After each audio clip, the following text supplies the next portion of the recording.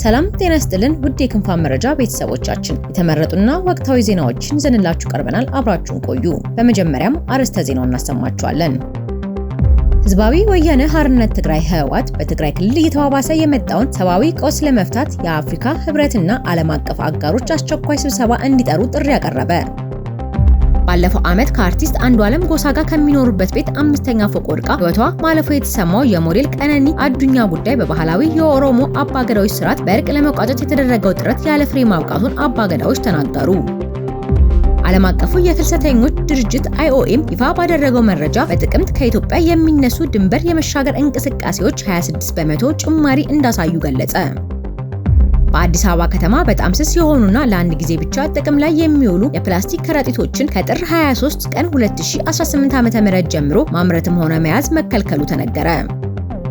ዝርዝር ዜናዎችንም ይዘንላችሁ ቀርበናል። አብራችሁን ቆዩ። መረጃዎቻችን በየጊዜው እንዲደርሷችሁ ቻናላችንን ሰብስክራይብ በማድረግ የደወል ምልክቷን ይጫኑ።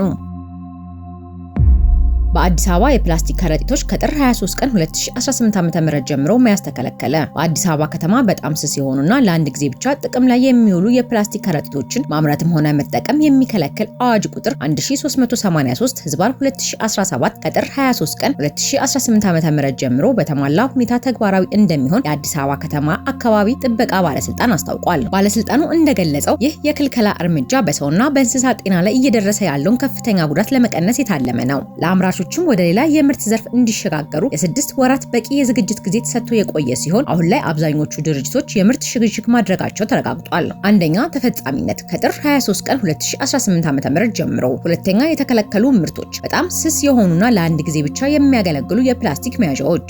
ሶስተኛ አማራጮች የወረቀት የጨርቅና መሰል ዳግም ጥቅም ላይ የሚውሉ የዕቃ መያዦች በበቂ ሁኔታ ገበያ ላይ ማቅረባቸው ተገልጿል። ነዋሪዎችና ነጋዴዎች ይህንን አዋጅ ተገንዝበው ለአካባቢ ጥበቃና ለጤና ሲባል አስፈላጊውን ትብብር እንዲያደርጉ ባለስልጣኑ ጥሪ አቅርበዋል።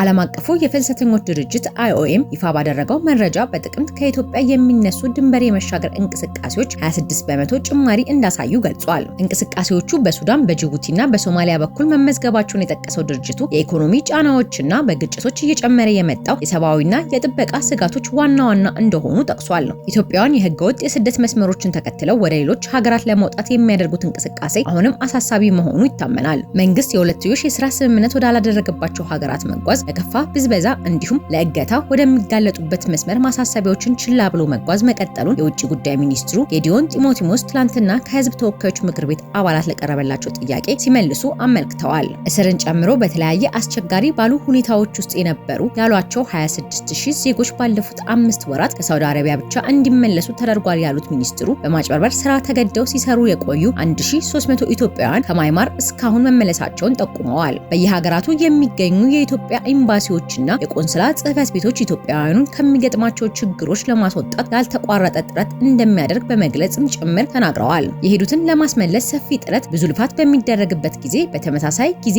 እነዚህ ዜጎችን ምን አይነት ሰቆቃ ውስጥ እንዳሉ በሚዲያ እየተሰማም እዚያ የስራ ዕድል አለ ብለው የሚሄዱ ዜጎችም ያጋጥማሉ ሲሉ አክለው ተናግረዋል። ዓለም አቀፉ የፍልሰተኞች ድርጅት IOM ሰሞኑን ይፋ ባደረገው መረጃ በጥቅምት ወር ከኢትዮጵያ የሚነሱ ድንበር የመሻገር እንቅስቃሴዎች 26 በመቶ ጭማሪ እንዳሳዩ አመልክቷል። እንቅስቃሴዎቹ በሱዳን፣ በጅቡቲና በሶማሊያ በኩል መመዝገባቸውን የጠቀሰው ድርጅቱ የኢኮኖሚ ጫናዎችና በግጭቶች ምክንያት እየጨመረ የመጣው ያለው የሰብአዊና የጥበቃ ስጋቶች ዋና ዋና እንደሆኑም ጠቅሷል። ንጋት ግሎባል ኢኒሺየቲቭ የሚባል በዘርፉ የተሰማራ ድርጅት መስራችና ኃላፊ አቶ ዳንኤል መለሰ ለዶቼ ቬሌ እንዳሉት መሰል የስደት እንቅስቃሴዎች አሁንም አልቆሙም ሲሉ መናገራቸውን ሚዲያው ዘግቧል። በመካከለኛው ምስራቅም በደንብ አለ። ሌላ አሁን ደግሞ መልኩን ቀይሮ የተማሩትንም ስራ ያላቸውንም የተሻለ ስራ አለ በሚል እሳቤ ወደ ታይላንድና ማይማር፣ ላኦስ፣ ኮሎምቢያ አካባቢ የሚደረግ ጉዞ አለ ሲሉም አክለዋል። ሰሞኑን ከሳውዲ አረቢያ የወጣው መረጃ እንደሚያሳየው ሀገሪቱ በአንድ ሳምንት ውስጥ 23094 በህገ ወጥ መልኩ የገቡ ሰዎችን በቁጥጥር ስር ያዋለች ሲሆን በድንበር በኩል ወደ ግዛቷ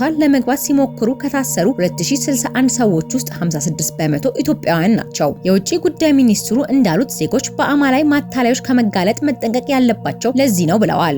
ግጭትን፣ ጦርነትን፣ እገታን፣ ስራ ማጣትን ከመሸሽ የተሻለ ለሚሉት ህይወት ስደትን የሚመርጡ ዜጎች ተበራክተዋል። የሰዎች ዝውውር የሚቀር ጉዳይ አይደለም የሚሉት አቶ ዳንኤል ውጭ ሀገር የሚሰራውን ስራ እዚህ ለመስራት አለመድፈር እንዳለ ሆኖ በመንግስት ደረጃ ህጋዊ የስራ ስምምነት የተደረገባቸው መዳረሻ ሀገራት ቁጥር ጥቂት መሆናቸው በርካታዎችን የአዘዋዋሪዎች መረብ ውስጥ ይጥላቸዋል። ከዚሁ ጋር በተያያዘ የኬንያ መንግስት በመስከረም 2024 እና በነሐሴ 2025 መካከል በኬንያ ተያያዙ ካላቸው ህጋዊ ፍቃድ የሌላቸው ፍልሰተኞች ውስጥ 70% ያህሉ ኢትዮጵያውያን ናቸው። የሀገሪቱ ባለስልጣናት ይህንን ኢትዮጵያ ውስጥ እየጨመረ የመጣው ግጭትና የፖለቲካ ውጥረት ጋር አያይዘውታል። ህወሓት የአፍሪካ ህብረትና ዓለም አቀፍ አጋሮች በእርዳታ አቅርቦት ዙሪያ አስቸኳይ ስብሰባ እንዲጠሩ ጠየቀ። ህዝባዊ ወያኔ ሓርነት ትግራይ በትግራይ ክልል እየተባባሰ የመጣውን ሰብአዊ ቀውስ ለመፍታት የአፍሪካ ህብረትና ዓለም አቀፍ አጋሮች አስቸኳይ ስብሰባ እንዲጠሩ ጥሪ አቅርበዋል። ህወሓት ለአፍሪካ ህብረት ኮሚሽን ሊቀመንበር መሐሙድ አሊ የሱፍ በጻፈው ደብዳቤ በክልሉ በሚገኙ የተፈናቃይ ማዕከላት ውስጥ ያለው ሁኔታ በእጅጉ እያሽቆለቆለ መሆኑን በመግለጽ ሰብአዊ እርዳታ ተደራሽነትን ለማረጋገጥ አስቸኳይ እርምጃ እንዲወስድ አሳስቧል። ተፈናቃዮች ለከፋ የምግብ እጥረት መጋለጣቸውንና የሟች ቁጥር እየጨመረ መሆኑን የጠቀሰው ድርጅቱ ሁኔታው የፕሪቶሪያ የሰላም ስምምነት የሚጥስ ነው ሲል አጽንኦት ሰጥቷል። ህወሓት በደብዳቤው የአፍሪካ ህብረትና አጋሮቹ ለሁሉም የተፈናቃይ ማዕከላት አስቸኳይና ቅድመ ሁኔታ የሌለው የሰብአዊ እርዳታ አቅርቦት እንዲፈቅድ እንዲጠይቁ፣ እርዳታ ተቋርጧል በሚል በቀረበው ክስና በተመዘገቡ የሞት አደጋዎች ላይ ገለልተኛ ምርመራ እንዲያካሂዱ እንዲሁም የፕሪቶሪያ ስምምነት ሙሉ በሙሉ ተግባራዊ እንዲሆን ግፊት እንዲያደርጉ ጥሪ አቅርበዋል። ጥበቃ ሊደረግላቸው ቃል የተገባላቸው ወገኖች በዓለም አቀፉ ማህበረሰብ ፊት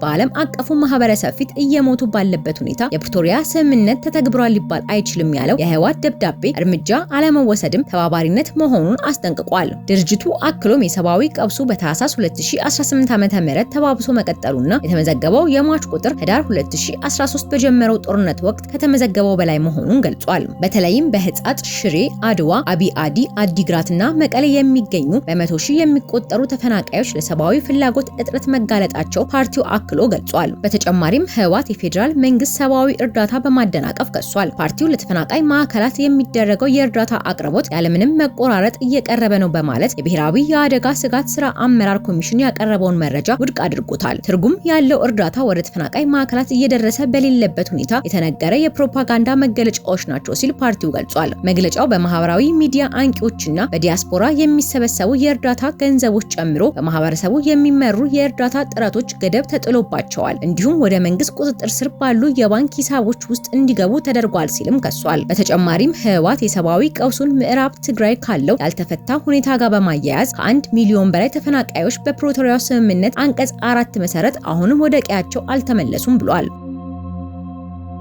ባለፈው ዓመት መጋቢት 1 ቀን 2017 ዓ.ም አዲስ አበባ በሚገኘው ከአርቲስት አንዱዓለም ጎሳ ጋር ይኖርበት ከነበረው መኖሪያ ቤት 5ኛ ፎቅ ወድቃ ህይወቷ ማለፉ የተሰማው የሞዴል ቀነኒ አዱኛ ጉዳይ በባህላዊ የኦሮሞ አባገዳዎች ስርዓት በእርቅ ለመቋጨት የተደረገው ጥረት ያለተፈላጊው ፍሬ መቋጨቱን አባገዳዎች አመላከቱ።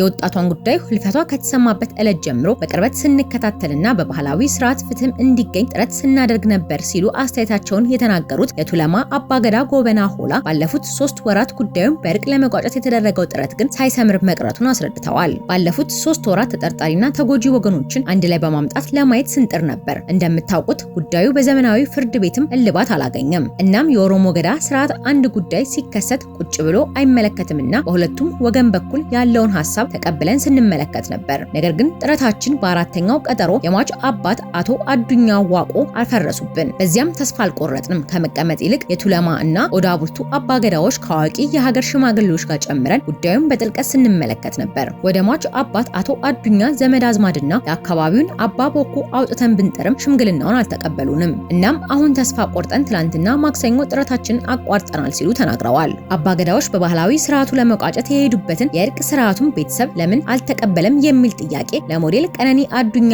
አባት ለአቶ አዱኛ ዋቆ ቀርቦላቸው ነበር። አባገዳዎቹ በሚመጡበት ወቅት ሁለቴ በአካል ተገናኝተን የነገርናቸው ነገር አለ ያሉት የቀነኒ አባት አቶ አዱኛ ዋቆ እነሱ የሚሉት ደም በእጃችን አለ ግን አልገደልኩም ነው በማለት ማን ገደላት የሚለውንና የገደለውን ሳይታወቅ እንዴት ጉማ ወይም ካሳ እንበላለን ብለው ቤተሰብ ጥያቄውን ማስቀመጡን ገልጸዋል። አቶ አዱኛ በህግ ሂደቱም ተሸፋፍኗል ያሉት ፍትህም በመሐላና በካሳም አይታለፍም በማለት በሂደቱ እንዳልተስማሙ አስረድተዋል። አጣሩና መሐላም ወደ መጨረሻ ነው የምናደርገው ብለናል የሚሉት አቶ አዱኛ መጣራት ያለበት ማስረጃ ተጣርቶ የአእምሮ ነጻነት የሚሰጠንን እውነት እንፈልጋለን ሲሉም ሐሳባቸውን አጋርተዋል። ሂደቱን ሲከታተሉ የነበሩ አባገዳዎች በፊናቸው እውነቱ ተገኝቷል ይላሉ። የሟች እውነት እንዲወጣ እኛው ነን የጠየቅነው። በዚህም ሁለቱ ወገኖች ፍቃደኛ ሆነውልን ነበር። ግን እውነታው ከጫፍ ሲደርስ ነው አቶ አዱኛ ጥረታችንን ያፈረሱብን። ስርዓቱ ለፍትህ የሚያደርገውን ሂደት ለምን እንደተጠራጠሩ አናውቅም። እገሌ ነው የገደለው የሚለው በሂደት የሚወጣ እንጂ አሁን አይወጣም ሲሉም አክለዋል። ለፍትህ ይሆን ዘንድ እውነቱ ተገኝቷል ያሉት አባገዳ ጎበና፣ የቱላማና ኦዳ ቡልቱ አባገዳዎች እውነቱን አግኝተናል በማለት እውነቱን የሚቀበለው ከማጣታችን የተነሳ ያንን አየር ላይ አንበትንም ሲሉ በማመልከት ውድ ልጃቸውን ያጡ ተጎጂዎች በሂደት ለሽምግልና ስርዓቱ እንደሚቀርቡ ተስፋቸውን አስረድተዋል። የሞዴል ቀነኒ አዱኛ ህልፈት ተከትሎ በህግ ቁጥጥር ስር ውሎ የነበረው አርቲስት አንዱዓለም ጎሳ አቃቢ ህግ በተሰጠው ጊዜ ክስ ባለመክፈቱ ከ3 ወራት እስር በኋላ በ50 ሺህ ብር ዋስ መለቀቁ አይዘነጋም።